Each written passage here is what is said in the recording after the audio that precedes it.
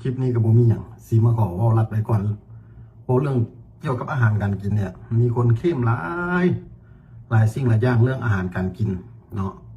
ลาวก็ว่าของลาวไทยก็ว่าของไทยเขมรก็ว่าของเขมรในคลิปนี้ค่อยสีมาว่ารัดไปก่อนเด้อว่าบุได้ชิเข้มว่าบุเข้มกว่าแล้วแต่เรื่องอันนี้นะเจียวส้มเนาะบ้านค่อยอื่นเจียวส้มที่ตำเผ็ดแล้วก็เอาหัวหอมแบบยังผสมเข้าไปนะอันแล้วก็ไปเอาหอยมาต้มบ่เลยว่าจ้ำกินนะเจียวส้มบ้านค่อยอื่นเลยว่าตอนที่ต้มไก่แล้วก็เอากินกับข้าวเหนียวแล้วก็จ้ำกับต้มไก่นี่นะบ้านค่อยอื่นเจียวส้มอันนี้ขอเอาลัดไปก่อนเด้อมาณปัจจุบันนี้เนาะกระเจ้าเอาไปเฮ็ดปรับปรุงหลายอย่างแล้วกระเจ้าก็เลยมาเอื้นมาเนี่ยก็เขาเอื้นเนี่ยน้ำจิ้มซีฟู้ดสมาทุยน้ำจิ้มซีฟู้ดสมาบ้านเขาเอื้นแจ่วส้มเดี๋ยวนี้พัฒนาไปไกลหลายแล้วนะเอาแจ่วส้มมาเฮ็ดเป็นแบบว่าน้ำจิ้มซีฟู้ดเพิ่นมาได้แล้วอย่ามาบอกเลยว่าประเทศลาวมันบ่มีทะเลอย่ามาเข้มเอาอันนี้น้ำจิ้มซีฟู้ดต้นฉบับต้นตำรับอย่างที่อย่ามาเว้าเลยอย่ามาเว้าบ้านใครคือเอื้นว่าแจ่วส้มเนาะอย่ามาเข้มมาได้ตัวนี้เลยตั้งแต่เป็นตู้คนคนกินมานะเนาะอันแจ่วส้มนี่นะอย่างผมบอกว่าประเทศลาวมันไม่มีทะเลมันไม่มีหรอกในเซนซี่นะตัวนี้ก็เที่ยงตาที่ตาลานเลยแหละอันน้ำจิ้มซีฟู้ดนี่นะแล้วก็ที่มีหรอกบางคนที่มาบอกว่าอันนี้มันน้ำจิ้มซีฟู้ดต้นตำรับมาจากประเทศค่อยอย่างเซนซี่เสาเด้อเจ้าจะเว้าเด้อถ้าเจ้าสิเว้าอย่างเช่นนะค่อยสิบอกเด้อคำว่าซีฟู้ดนะภาษาเจ้าบ่มีซีฟู้ดเป็นภาษาอังกฤษภาษาบ้านเจ้าบ่มีดอกอันคำว่าซีฟู้ดนะเอ้าสิประมาณนี้แหละอย่ามาเข้มเด้อแจ่วส้มบ้านข่อยอื่น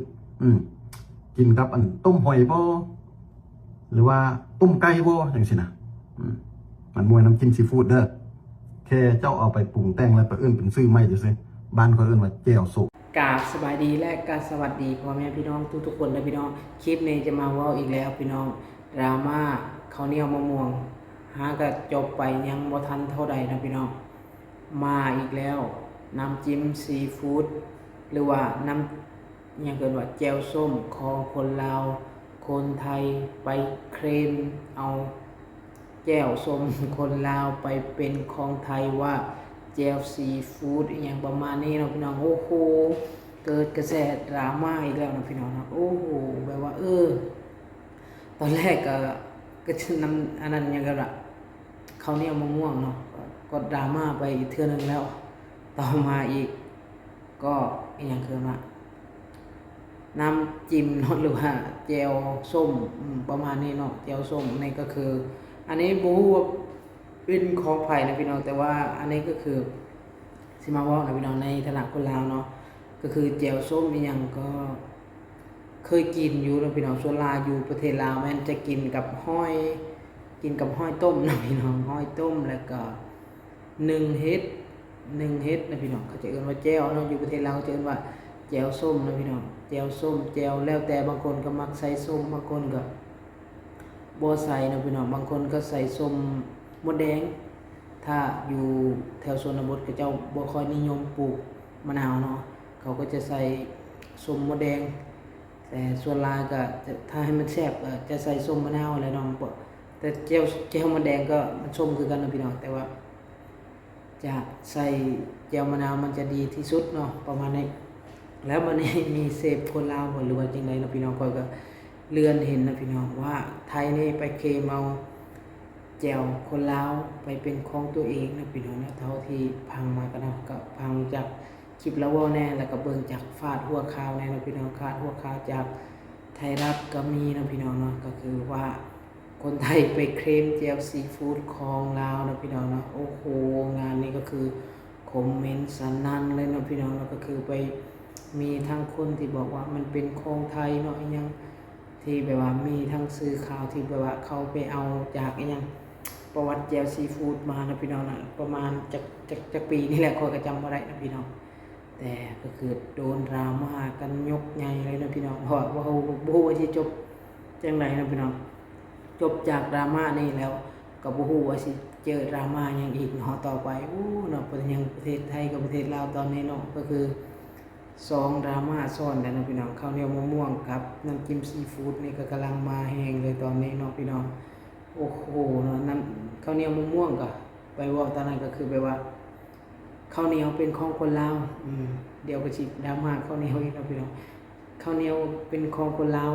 เพราะคนไทยบ่กินข้าวเหนียวเขากินข้าวเจ้าอย่างประมาณนี้พี่น้องถ้าเป็นข้าวเจ้ามะม่วงจะแม่นของไทยอย่างประมาณนี้เนาะพี่น้องโอ้ยเนาะดราม่าไปทั่วเลย ก็คืออันนี้น้ำจิ้มซีฟู้ดเนี่ยก็บ่ฮู้ว่าเป็นของไผนะพี่น้องว่าเป็นของไทยหรือเป็นของลาวก็บ่ฮู้ครับแต่ว่าเฮาก็เคยกินอันนี้ก็บอกตรงๆนะพี่น้องบ่ตรงไปตรงมาเนาะก็คือเคยจิ้มพวกหอยนะพี่น้องอาจจะประเทศลาวอาจจะบ่มีทะเลนะพี่น้องเนาะก็คืออย่างที่เราเอาเนี่ยประเทศลาวบ่มีทะเลแต่ว่ามีหอยพวกหอยปังหอยขี้กระต่ายอย่างเวลาฝนตกแล้วมันจักบ่ฮู้มันมาแต่ไสนะพี่น้องมันจะมีหอยนั่นน่ะมันจะเห็นเนาะมันอาจจะขึ้นมาจากพื้นดินเนาะมันเพราะว่าเวลาหน้าแล้งเนี่ยมันจะอยู่ใต้ดินพี่น้องนะอยู่ตามดินเนื่องจากว่าหน้าฝนหน้ายังไกลเวลาตอนเขาจะเกี่ยวข้าวมันจะเป็นขี้ตมเนาะมันก็จะอยู่ในอยู่ในขี้ตมแล้วพอฝนตกมาแล้วมันดินมันยังแล้วก็มันก็จะขึ้นมาเราจะเห็นตามไหนาลายแห้งนะพี่น้องอันนี้ก็คือเคยกินอยู่แจ่วส้มนะพี่น้องแจ่วส้มคือเราว่าอะไรทั้งสุรายกับคนลาวกับสิเอิญคือกันอะไรนะพี่น้องแจ่วซีฟู้ดแจ่วเนี่ยประมาณนี้แต่คนลาวแท้ๆเขาก็น่าจะเอิญแจ่วส้มนะพี่น้องแต่ว่าอยู่ประเทศไทยก็จะเอิญแจ่วซีฟู้ดนะพี่น้องแจ่วซีฟู้ดแจ่วหลายอย่างนะพี่น้องเนาะ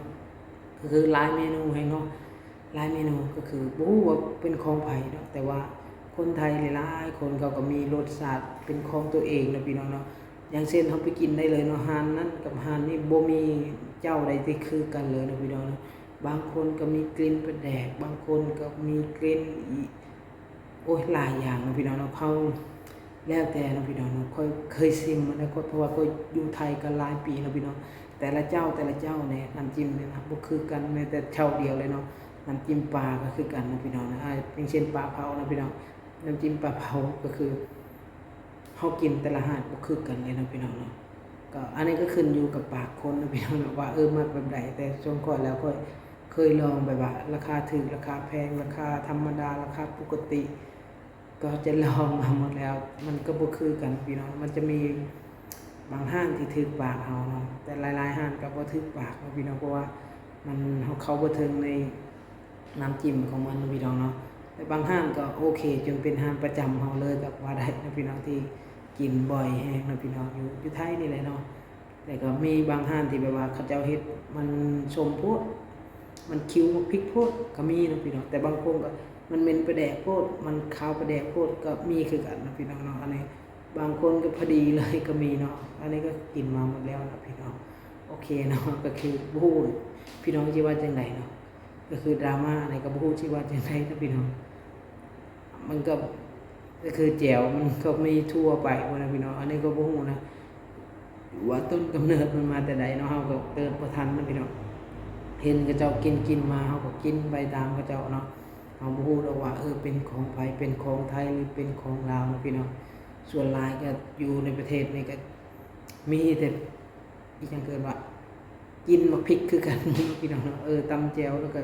คือกันหมดประมาณนี้เนาะพี่น้องบ่ฮู้สิว่าจังได๋นะพี่น้องคอมเมนต์มาแลกเปลี่ยนกันนะพี่น้องว่าของไทยหรือของลาวแจ่วซีฟู้ดนี่เนาะมาคอมเมนต์แลกเปลี่ยนกันนะว่าเป็นของไทยหรือเป็นของลาวเนาะส่วนข้อยแล้วข้อยบ่ฮู้ว่าเป็นของไผนะพี่น้องแต่ก็ไผเฮ็ดก็เป็นของคนนั้นละมั้งเนาะคือกินได้แล้วก็พอแล้วก็พี่น้องบ่จำเป็นแต่ว่า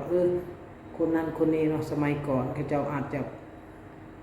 เป็นเผ่าพันธุ์เดียวกันบ่ก็บ่ฮู้เนาะพี่น้องอันนี้ก็บ่ฮู้เนาะผู้ใดที่มีก็คือหลายๆคนก็น่าจะเกิดบ่ทันเนาะสมัยก่อนได้เดียวหรอกนะเขียนก็บ่ฮู้ว่าสิเขียนถูกหรือเขียนผิดจังไดก็บ่ฮู้นะพี่น้องประวัติศาสตร์มันเขียนบางทีก็เนาะคืออันนี้วอในมุมของข้อยนะพี่น้องวอในมุมข้อยเนาะแต่ว่าในการเขียนเฮาโอเคนะบางคนเขาก็อิงตามแบบว่า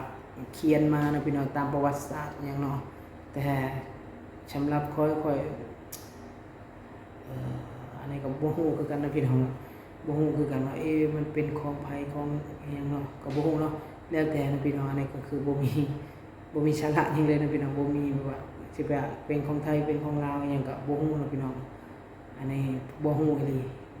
ขออภัยดีนะพี่น้องขอบอกเลยว่าบ่ฮู้ว่าเป็นของไทยหรือเป็นของลาวแต่ในมุมมองของไผตำก็เป็นของคนนั้นแหละเนาะพี่น้องไผอยากกินแบบใดไผปรุงแบบใดนะพี่น้องเนาะโอเคนะพี่น้องคลิปนี้ก็จะจบประมาณนี้นะพี่น้องกราบขอบคุณขอบใจทุกๆคนที่เข้ามาเบิ่งคลิปก่อนนะพี่น้องผิดพลาดประการใดก็ขออภัยในพี่น้องเด้อบ๊ายบาย